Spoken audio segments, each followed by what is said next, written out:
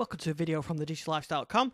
In this video, we're going to have a look at what's new in the Windows 10 Fall Creators Update. So this is the latest update to Windows 10 that's rolling out very soon. It's codenamed Redstone 3, officially called Windows 10 Fall Creators Update. Despite the name, it is actually a really good update, and I'm going to, in this video, show you some of the changes. So probably the most visual side of things is what's called fluid design. This is where you've almost got this translucent effect, and translucency, and this is what's called acrylic, is actually just a part of the fluid design. The fluid design is supposed to give the operating system a more three-dimensional feel with translucent layers, and this is an example of that. So as you can see here, you can see that Windows logo peeking behind, but when you've got apps open, like here we've got Microsoft Edge, you can see that blue peeking of the start menu of the backdrop behind there, and you can see the grey there, the green there sort of peeking through. So it's to give you the idea of layers without providing sort of the glass effect of Windows Vista era.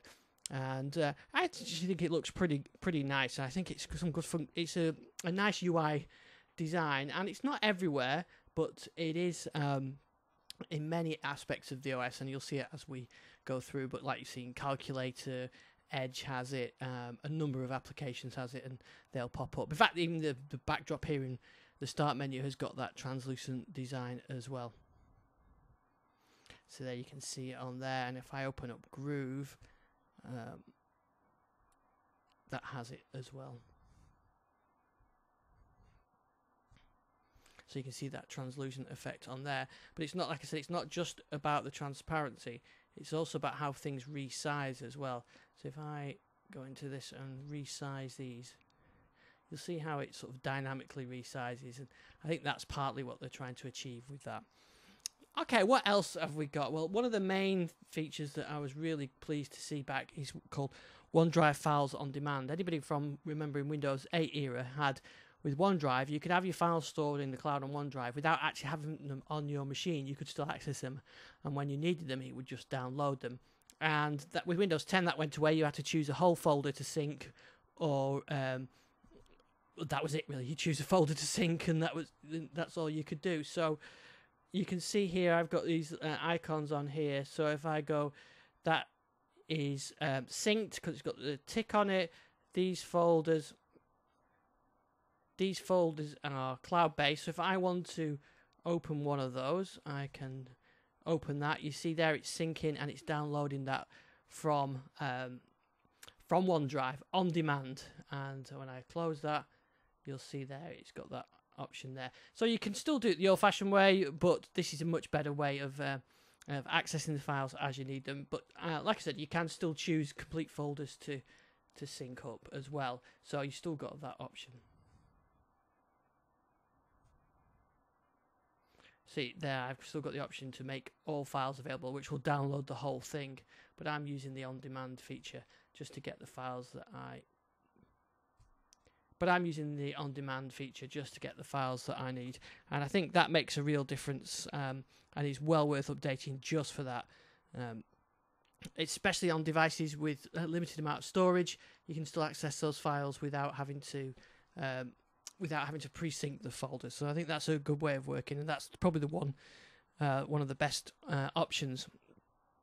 Now, another new feature is here where you can link your phone to your PC. So I've actually linked a couple of devices up here to my Windows 10 PC, and all you do on that is you put your phone number in here. So it sends a link to a phone from the store. I think it's called the Microsoft account on Android, and on iOS it is called Continue on My PC. So what I can do here on my Android phone or on iPhone, I can be on a web page, and then I can use the share icon, and then from the share icon I can do Continue on My PC, and I can choose to continue now or continue later. So if I do continue now, I'm going to do this on my phone while we're browsing on while I'm on here. it searches through for devices that support it, which in this case, in fact, it lists all your Windows 10 devices, which is why it's good to have your devices well named. I'm going to share it with my Windows 10 machine. There we go, and you can see it's opened up Microsoft Edge and opened up the web page that was on my phone. So I haven't touched the PC to do this. I did it from my phone. So that was continue now. But what happens if you sort of want to continue this later rather than straight away? So I do the same option, share, continue on PC, and then I'll do continue later. And then that should, there you go. You can see that that's added that as a notification in Action Center. Notice how Action Center's changed quite a bit. What's one of the things there? That arrow shows you to get more or move it back to Action Center. If I go in there, so there you can see continue on my phone, and I do that, and then it'll open a new tab with that on.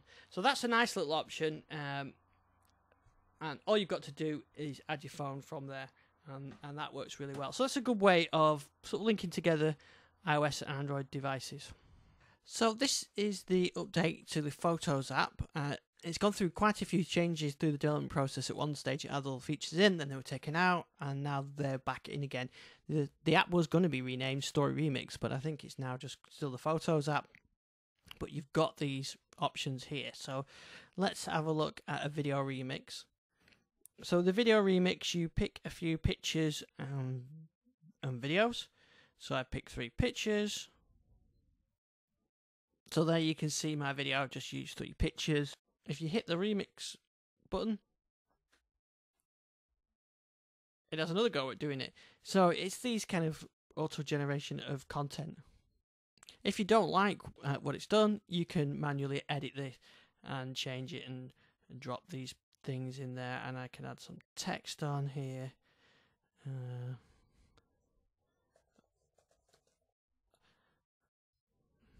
There we go.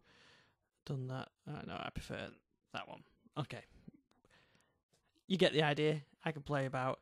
I can even add some motion to this as well. Let's have that. And let's go full. Let's go with a filter as well. Okay, done. So now when I play the whole thing, I get something like this. You get the idea. You play around with it. You can make it do what you want. You can then export or share that out. You can email it. You can share it for going online, YouTube, that kind of thing, or you can share it to a local file. That's the remix option. There is the manual create option. So I'm now doing the manual creation. So instead of it automatically putting the music and everything else in, it's allowing me to do it, and I can again apply all these filters, text and motion, and I think it works on video as well. There's a lot you can do with this. I'm just really scratching the surface, but you can get the idea. This is something you can do yourself. You can play around with, and it's got some nice fun things in there. In themes, look at that. We've got a chill theme to apply to it there. So really, the Photos apps had a lot of new features added to it, and I really recommend you play around with that. You can even search for places, and you can create albums and group things together as well. So the Photos app has had a big overhaul, a lot of new features, and really play around with this and have a look, because it really is a nice upgrade to the Photos app, and this is part of the. It's a separate app, but it's shipping at the same time as the Fall Creators Update. Depending on which version of Windows 10, I think if you've got the Creators Update, you'll actually get that the version that was released earlier this year. And you see, I've done some video remixes with this stuff, and it's quite good fun actually playing around with that. So anyway, let's go back to the rest of the changes with Windows 10 Fall Creators Update. Now, we were looking at Microsoft Edge here. There's quite a lot of changes, so many actually that it's hard to remember which are new, which are old. But let me try and remember. As you can see, we've got the translucency up there. We've now got a full screen option, which, believe it or not, wasn't there before. So now we've got the full screen versions, just as you did with Internet Explorer. That's back. that's new in there. There's lots of little changes about the way that the pages animate, the URL bar works. It's all been improved, and this to me feels much faster on Redstone 3 than it did on Redstone 2. There's things like PDF support is improved. There's PDF forms now supported, and there's annotation for PDFs, and there's also layout views for PDFs. As you see in one of the options, there's even a read aloud option that's been added, and you can actually get Microsoft Edge to read out that, so that should read out on there. And related videos. I remember doing this News. on one of the insider preview builds, Podcasts. and I couldn't get it to stop reading. Videos. It's not reading Reviews. at the moment, but yeah, I Live. tried to get this, and it started to read. Oh, there you go, it's reading it. It's going through Contact us. the audio of the Windows the capture 10 book. software, but I couldn't actually get it to Parallels stop reading Desktop last 13 time. for Mac adds Mac Touch Bar and So that's new feature as well. So there's a lot of small changes to Microsoft Edge, but all feels a lot faster and a lot better improved. In fact, you'll notice as well, I've got a pinned web page. That's something that's new as well. So you can pin a web page directly with Microsoft Edge. There's a lot of security improvements in Windows 10. The Windows Defender has been improved, and you've got things like you can actually lock down folders now to make sure that they can't be changed. So here's the section for protected folders. So what you can do, you can allow certain apps to save it anywhere, and you can also turn that on, and these are protected folders, so apps won't be able to save to the folders. So the Windows systems files are protected by default, and you can also add extra folders, so you can maybe you can actually specify folders that can't be saved to. So it's a good way of locking the machine down, and you set your folders up and then turn that on through there. And then that's just one of the security changes that's improved. My People started off as advertised as a new feature as well. It's had some of the functionality removed. The idea with that is you've got people bar, so you can have people on there that that you frequently communicate with.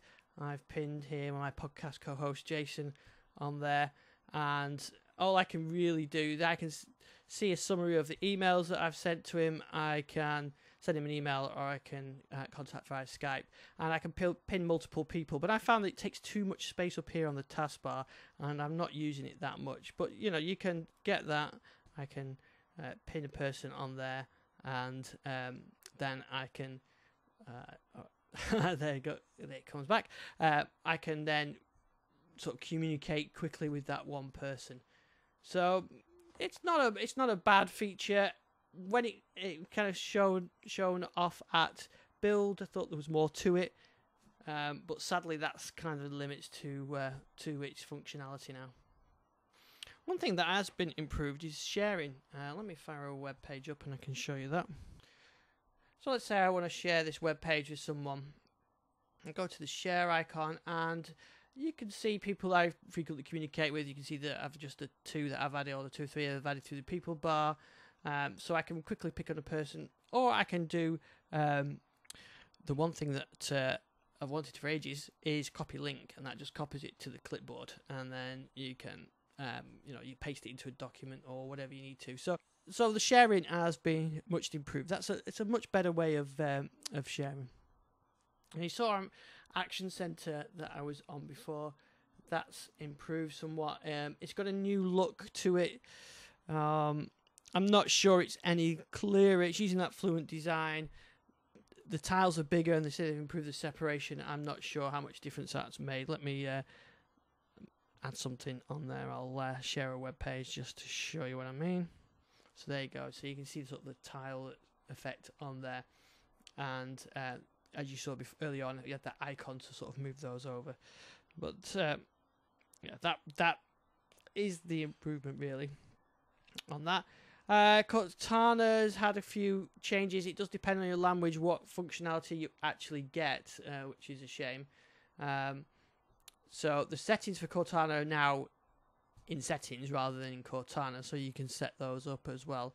And some other features have been added. You can do pick up where you left off. So supposedly with apps, but I've certainly seen with web pages where you can be on one machine and then I can come back to here and carry on from where I left off. It seems to work most of the times. I've cleared that now, so maybe they were there before, but it's not always there. But there's also things like Cortana can read information from images, but these are all US only functionalities, so it's not something I can demonstrate on here at the moment. Right, what other changes? Keyboard has had a good improvement. See, we've got this new little mini one, which is great for small tablets. That has definitely improved, as has the pen interface as well. This is greatly improved, not just in recognition, but also in the way that it looks and works with the pen. So I can get my pen and do this. I can't write at this angle, but look at that. It does work. Is a test, and you can add spaces and take letters out and that kind of thing. So they've improved that quite a bit. The control panel, the input panel is much better. And I should mention as well, for the little mini keyboard, one of the best things on the mini keyboard is you can go, this is a test. There's no input. Let me put it over there. Test. So you can see that you can do that. So something I'm used to doing on the phone all the time. So that's much better on a small tablet. Oh, something else you can do. You can scroll with the pen, which you didn't used to be able to do. So there, I'm scrolling up and down with the pen. So a new feature, and you would think it was something that would have been there for a long time, but it is actually a new feature. Right, let's have a look at Task Manager. I'll close that keyboard. Task Manager's had a couple of improvements. The main one being we've now got GPU information on there. Not much on a Surface Pro 3 to see, but if you're on a gaming machine and you want to see how your GPU is performing on gaming, that is definitely a much better way of being able to see what's going on. I'm surprised this hasn't been in for a while, actually, but yeah, it's new in this update. There's a lot of other changes, things like the volume mix has been improved. It now includes UWP apps when you look at volume mixer. Let me, yeah, you can see because I've got the shell integration app, and if I had Groove in there, you can control Groove. Let me fire that up. Previously, that wasn't available as a separate input on there. Groove would show up there if I was playing some music, but I'm not at the moment. But anyway, that's good to see. The download folder will automatically delete the content if not used for 30 days. It's an option you can put on. I'm sure many people will use that. I always keep things I want to keep in the download folder, actually. So one thing that's changed is the actual installation process. I can't show you that while we're doing the because this machine's up and running. But I find it takes about an hour to install the new build, including downloading it, and it's about a similar time to the old process. But the difference this time, it spends more time doing the preparation, and then enabling you to use the machine, and then less time actually where you can't use it at all, while it's doing the update itself. Initially, I thought it felt like a slower process, but that's because it's doing more while you can work on it, which makes sense, really. You can carry on using Windows, and it does the update in the background, which I think is a smart way of doing it. So it's less time when the machine's actually offline and you can't use it. So maybe it does take a bit more time overall, but you get more time on your device.